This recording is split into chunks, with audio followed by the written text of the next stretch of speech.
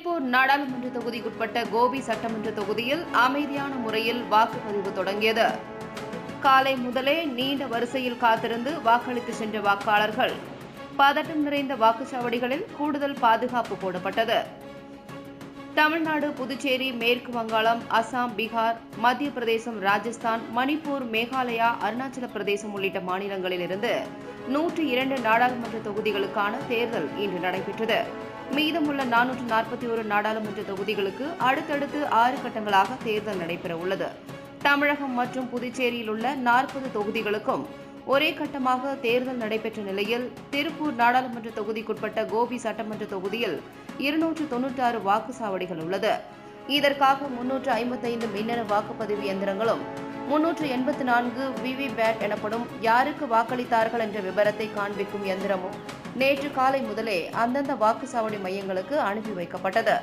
சரியாக 7 மணிக்கு வாக்குப்பதிவு தொடங்கிய நிலையில் கோபி சட்டமன்ற தொகுதியில் உள்ள ஒவ்வொரு வாக்குச்சாவடியிலும் காலை முதலே வாக்காளர்கள் நீண்ட வரிசையில் காத்திருந்து வாக்களிக்க தொடங்கினர். ஈரோடு வடக்கு மாவட்ட திமுக செயலாளர் திரு என் நலசிவம், பவானி தெற்கு ஒன்றிய திமுக துணை செயலாளர் திரு சத்தியமூர்த்தி ஆகியோர் கவுந்தப்பாடி அருகே உள்ள தென்காட்டுப்பாளையம் அரசு பள்ளியில் வரிசையில் காத்திருந்து வாக்களித்தனர். திமுக மாநில நெசவாளர் அணி செயலாளரும் தொண்டாமுத்தூர் தொகுதி பொறுப்பாளருமான திரு சிந்து ரவிச்சந்திரன் கோபி வாய்க்கால் ரோட்டில் உள்ள ஜெயராம் நடுநிலைப் பள்ளியில் மனைவி திருமதி மீனாட்சியுடன் வரிசையில் காத்திருந்து வாக்களித்தார்.